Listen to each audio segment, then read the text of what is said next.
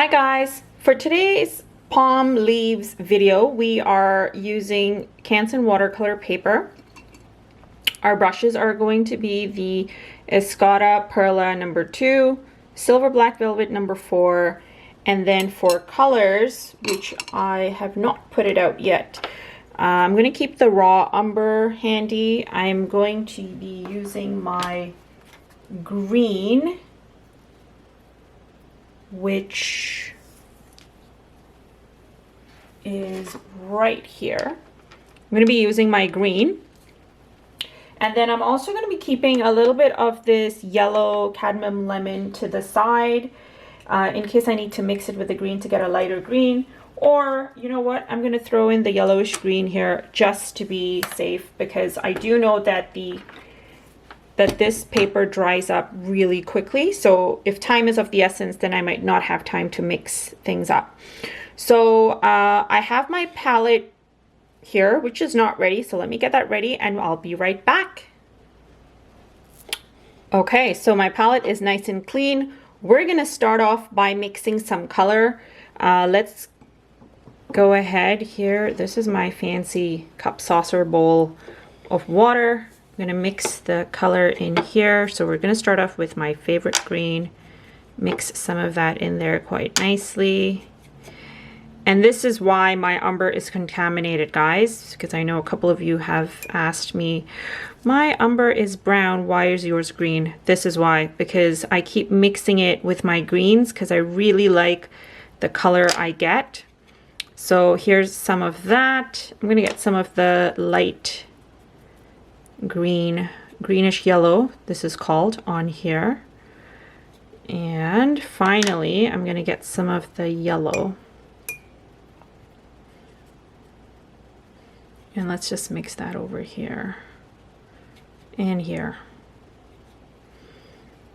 And hopefully we might need a little bit of these two more than anything else. And we are ready to begin. So the first thing I'm going to do is, using my number 2, I am going to create the stems first. So I'm going to get the darkest green that we have, which is it's called green, from St. Petersburg, and I'm going to create a stem that goes this way.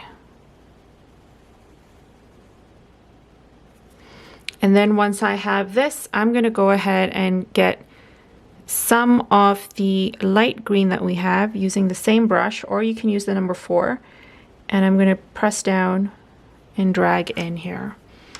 And there's our first leaf at the very top. Now I'm going to get the number 4 so you can see the different variations. I'm going to get a little bit of the dark green, and let's do one right here. So we want it to be thin at the when we start, and then we're pressing down, and then we're lifting off the pressure again. So start, pressure down, and then lifting off to trail off to get a thin end. I'm going to get some of the light green, and you kind of go ahead and mix your colors as you go along.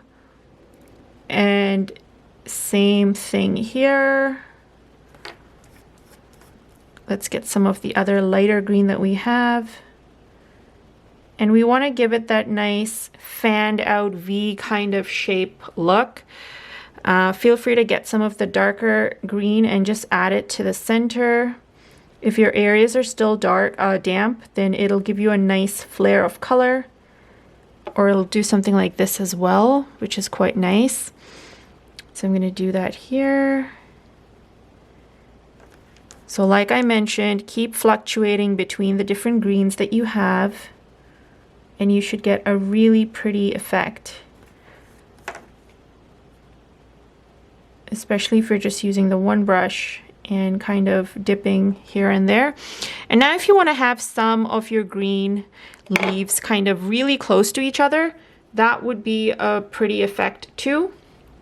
And you can just do something like this. There you go. You see how pretty that is? I love it. There we go. And yeah, just kind of keep at this, going all the way down That's a little bit too thick. We don't want it to get thicker than what we have over there previously, but that's fine. We're just doing this to kind of